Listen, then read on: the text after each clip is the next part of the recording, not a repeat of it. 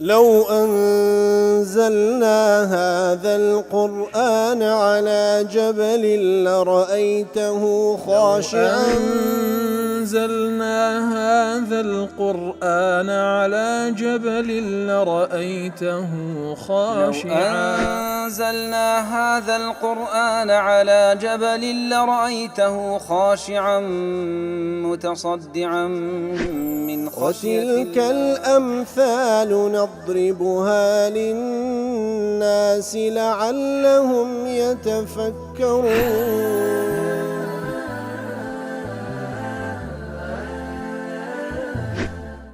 الحمد لله والصلاة والسلام على رسول الله وعلى آله وصحبه ومن والاه. السلام عليكم ورحمة الله. برزان خوش حالم لواني 1189 لواني كاين تفسير قرآني في رزبيم وخزمتان فمن بس رزامن دي رب العالمين وهي ودان آزيش سودي لور بقرن. أعوذ بالله من الشيطان الرجيم. بسم الله الرحمن الرحيم. أفمن كان على بينة من ربه ويتلوه شاهد منه ومن قبله كتاب موسى إماما ورحمة أولئك يؤمنون به ومن يكفر به من الأحزاب فالنار موعده فلا تك في مرية منه إنه الحق من ربك ولكن أكثر الناس لا يؤمنون. بەڵخۆشەویستان و کلوانەی ڕابردووکەمە لە خزمەت دوات پیرۆزەدا بووین کە ڕەب العالەمین باز لە ئەو کەسە دەکا کە لەسەر بەینە و بەڵگەوە بە یەقینەوە پەروەردگاری خۆی دەپەرستی و قورئانی شاهیدی لەسەر ئەو حەقە دەدا لە پێشی ئەوەش تەوراتیش کە وەکو خوای گەورە سوبحانەهو وتەعالە بۆ موسای دابەزان وەکو ئیمام و ڕەحمەتێک تر دەفەرمی ئەوانە ئیمانیان پێ هەیە و هەر کەسێک کوفر پێ بکاتن لە هەر تاقم و لە هەر مەجموعەیەک بی ئەوە ئاگری جەهەنەم مەوعیدێتی دەی شەک و گومانت نەبیکەوە حەقە لەلایەن پەروەردگارتە بەڵام زۆربەی خەڵکی ئیمان ناینن. بەڵێ ئیتر ئەفەمەن کان عەلا بەینەة من ڕەبی وەکو گوتمان کەوا ئایا ئەفەمەن کان عەلا بەینەة من ڕەبیه ئەو کەسەی کەوا بە بەینە و بە یەقینەوە پەروەردگاری دەپەرستی وەیەتلوه شاهید من کەوا قورئانیش لەلایەن خوای گەورە سوبحانەهو وتەعالە شاهێدی دەدا بەو بەینە و یەقینەی کەوا ئیماندار پەروەردگاری پێدەپەرستی کەواتە وەیەتلوه شاهید من ئەو شاهێدە قورئانی پیرۆزە. هەندێک لە مفەسرین دەڵێن ئەو شاهێدە فترەی تەوحیدە کە خوای گەورە هەمووی لەسەر فترەی تەوحید دروست کردیە وەکو ئیبن کەثیر وا دەڵێ ئەو شاهێدە بریتە لە فترەی تەوحید کە خوای گەورە ئینسانەکانی هەمووی لەسەر فترەتی خواناسی و یەکتاپەرستی دروست کردیە. لە قەولێکی دیکە دەڵێ هەر عینی باونەی عەبدوڕەحمان بن ناصر سەعدیش دەڵێتن فترەی تەوحیدەکەوە ئەو ناوی لێنە فترەی مستەقیمە و لە قەولێکی دیکە دەڵێ القورآن يشهد بكونه من عند الله. القرآن يشهد بكونه من عند الله تعالى كواتا قرآن الشاهدي ددا بوي كوالا لان الله تعالى ويا أو بينة أو يقينة كوكو ابن تيمية ابن القيم ابن كثير وقاسمي وسعدي وهروها هندق لو المفسرين درن بينة ليرة معناه هداي إيمانه هدايتي أو إيمانه وهرها برتساورونية لدينه وهرها علمي نافعة.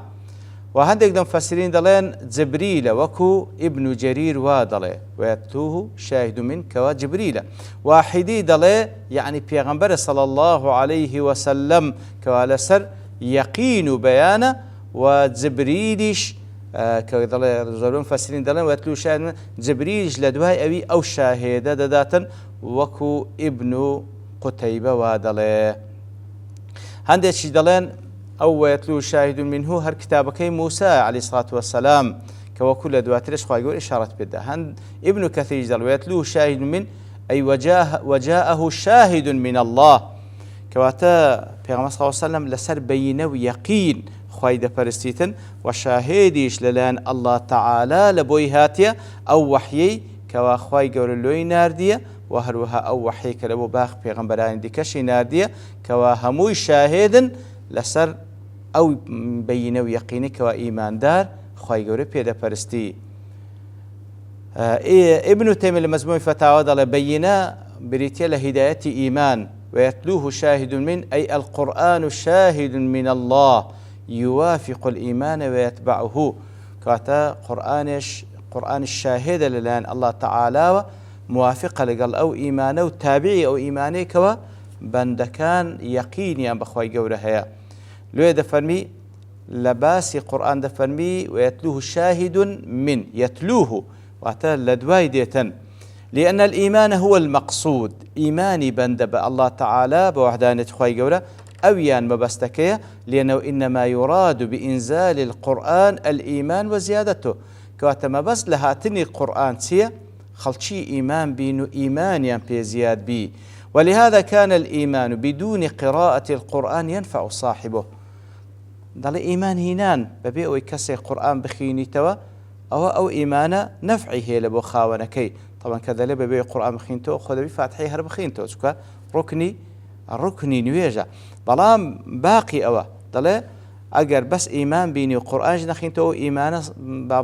بابلين سود لبو خاونك دبي وبهوي وبيدست بهشتيج أجر شيرتشي نبي طبعا والقرآن بلا إيمان لا ينفع في الآخر بل صاحبه منافق بلام كسيك تنها قرآن بخينتو إيماني نبي أو قرآن خينوي لقيامته بهاناينا بلكو كسيش منافقة لبروي إيماني نية كواتا إيمان وهروها قرآنيش بخيني توا تاوكو تكميلي بكاتنو إيمان كي بي زياد بكا بلام قرآن خينو بتانيا ببي إيمان وكو دالي سودي لنا بني بركو كسيش منافقة ومن قبله كتاب موسى إماما ورحمة أي وشاهد آخر من قبل القرآن كواتا أو إيمان يقيني كوا إيمان دار خواي بيدا برستي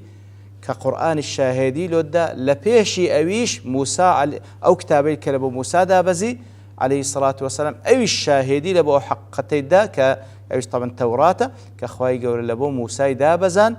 كوكو إمام ورحمتك إماما لبني إسرائيل وكو إمامك بيست بني إسرائيل اقتداي بيبكن ورحمة من الله بهم وللان الله تعالى ورحمتك هاتيا ابن جرير دلي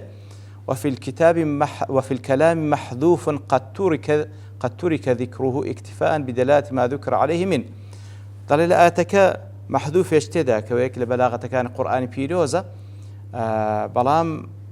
دلالتي لسر أو محذوفي تسي أويش وهو أفمن كان على بينة من ربي وتلو شاهد من قبل كتاب موسى إمام ورحمة كمن هو في الضلالة متردد أو كسيكا لسر بينه ويقين وبروردقاري دبرستيو قرآن الشاهدي لسر حقة الداو لبيش أويش توراة الشاهد لسر حقة الدا أو كسا وكو أو كسي لنا وقمراي دابي ودودل بي وكو أو كسيكا لا يهتدي لرشد وكو أو كسيكا ريقاي راز نابيني توا وكو أو كسيكا حق باطل ليك زيانا كاتوا وكو أو كسي كوا بكارو كردو كاين تنها دنيا دي طبعا وكو أو نية ابن عطية وأبي حيان ضلين فيه تخصيص التوراة بالذكري تمشاهدك لو آتا خايقور كباسي لقرآن كركا والشاهدي لبو حقة إيمان دادا لدواي أويش باسي التوراة كربا لبيش قرآن عيني الشاهدي لبو حقة إيمان دا لبرت سيبة ها توراة قيل وذلك لأن الملتين اليهود والنصارى مجتمعتان على أنها من عند الله لبروي جولكو ديان هميان متفقا لسروي كوا التوراة لله الله تعالى والإنجيل يخالف فيه اليهود بلام إنجيلي كبازنك لبروي يهود قناعتي بإنجيل نية بلام توراة يهود ونصارى إيمان يبيلو خوايقور بس باسي توراتي كردية لو خوايقور سبحانه وتعالى بس باسي توراة كرباسي إنجيل نكر لمجموع فتاوى عيني ابن تيمية وأيضا لأن التوراة هي الأصل لو باس توراة كرباسي التوراة أصلك والإنجيل تابع لها في كثير من الأحكام إنجيل تابعة لزور الأحكام كان لبو التوراة وإن كان مغايرا لبعضه أقرسي لهندشي طبعا تغييري تذاكرا واتهندك شتهبو لسريان حرام كرا وخواي قربا بوني هاتني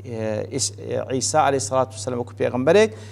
كإنجيلي روانكر هنديك لوشتانك لسريان قرص كرابو لسريان منع كرابو خواهي قولا لسريان تخفيف كر بلان فعلا دل إنجيل تواوكري توراة وهروها زياتريش كاتك ويهود زور مشهور بدرقي أو إنجيل هاد لبو أو كوا ضليان نرم كاتو زياتر مواعظ بو وهروها هەندێک لەوە کامان لەسەریان تند کرابوو لەوێندێک لەسەران تەخفیف کرا لێ ئەسڵەکە تەوراتە ئیتر أولئك يؤمنون به أي أولئك الذين على بينة من ربهم يؤمنون بالقرآن حقا ئەوانەی کەوا لەسەر بەینە و یەقین ئیمانیان پەروەردگاریان هەیە ئەوانن کەوا بەتەواوەتی ئیمان بە قورئانی پیرۆز دەینن ومن يكفر به من الأعزاء فالنار موعده أي ومن يكفر بالقرآن من أهل الملل كلها كوات هر كسيك لأهل هر ملتك بي لأهل هر دينك بي هر مذهبك بي كوا كفر بقرآن بكا أو جزاكي فالنار موعده يوم القيامة أو موعدي وي آقري جهنم ودبيت أهل جهنم خوابنا من دا وكل حديث ذاك إمام مسلم رواية أبي هريرة دجرت خالد رازي بلا بيغمبر صلى الله عليه وسلم كذا فرمي والذي نفس محمد بيده قسم بوزاتي نفس محمد بدست صلى الله عليه وسلم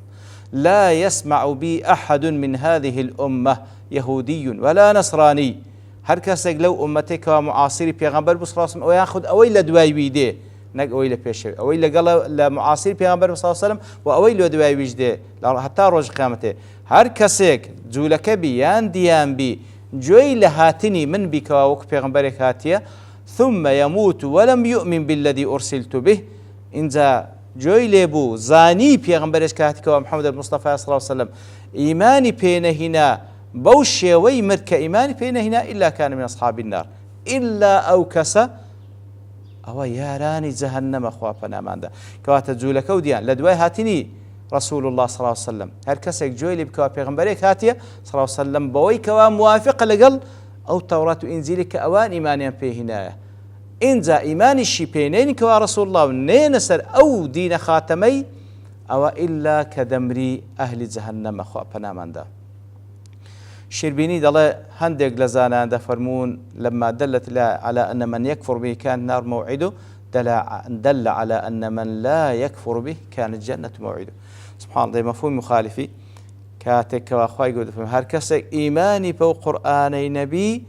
أو موعدك جهنم كواتا مفهوم مخالفي أو إيماني بها بيتا كفري بينك موعدك بهشتا فلا تك في مرية من أي فلا تكن في شك يا محمد كوات الشك ما النبي يا رسول الله صلى الله عليه وسلم كقرآن منزل من عند الله قرآن بيروز لا الله تعالى هاتيه وأن من كذب به فالنار موعد شكل لوش نبي أو بدروي بزان إيمان بينين أو مصيرك جهنم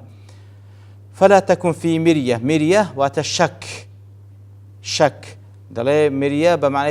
التردد في الأمر دي كسيك متردد بين دوشد وهو أخص من الشك كاتا مرية تايبتر للشك مرية تايبت هندق لزانان دلين مرية أو شك جمانك واتهام شي تيدابي لبخاونكي ابن قتيبة دل الخطاب للنبي صلى الله عليه وسلم المراد غيره لتأويل مشكل القرآن كواتا فلا تك في شك فلا تك في مرية منه كواتا أجر تي توزيه بيغمبر صلى الله عليه وسلم بلا ما بس كغيري بيه لبري بيغمبر صلى الله عليه وسلم قد شك جماني نبوة قرطبي جدله والخطاب للنبي صلى الله عليه وسلم المراد جميع المكلفين أو جدله أجر تي خطابك له بيغمبر صلى الله عليه وسلم بلام همو مكلفين هموي بي مخاطبا كواتا همو مكلف كان لقال أوان تخواي قوري البري بيغمبر صلى الله عليه وسلم بيشك جماني نبوة كوا أو حق إنه الحق من ربك أي إن القرآن الذي أنزلناه إليك يا محمد صلى الله عليه وسلم حق من عند الله لا شك في ذلك أو قرآن للآن الله تعالى هاته هيت شك جماني تيدانية بلام ولكن أكثر الناس لا يؤمنون أي ولكن أكثر الناس لا يؤمنون بأن القرآن حق من عند الله زور بي زوري خلش إيمانيان بوينية كوا أو قرآن بحق لله الله تعالى هاتيه إما جهلا وتقليدا للمتبوعين وإما عنادا واستكبارا كواتا لبرسي وادلين لبرسي إيمان بينينا يان بجهل نفاميتيو شوين كوتي كساني شي ترن ببيعو يبير بكنوا يان أوتا بعناد بخوب قورزانين لدواء ويلو شارون دبتو آمادنين بابن بن إيماني بيبينو بابن بن بو حقي كتيدا إثل أخوي قرد بارن لو كسانبين كوا بفعلي وبيقين وإيمان ما بقرآن بيروز هي تاوكو حملة الدنيا بي بختور بابن بون بأحكام كاني هم لقيامتيش بيسر فراز بين. وصلى الله وسلم على نبينا محمد وعلى آله وصحبه أجمعين، وآخر دعوانا الحمد لله رب العالمين. لو أنزلنا هذا القرآن على جبل لرأيته خاشعا أنزلنا هذا القرآن على جبل لرأيته خاشعا أنزلنا هذا القرآن على جبل لرأيته خاشعا متصدعا من خشية وتلك الأمثال نضربها للناس لعلهم يتفكرون.